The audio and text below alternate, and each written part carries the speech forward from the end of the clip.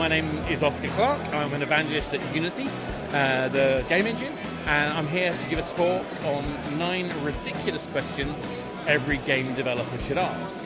These are the kinds of things that help any developer who's starting out, or even an experienced developer, to think more clearly about how to avoid some of the pitfalls that exist out there in the market, particularly around mobile games.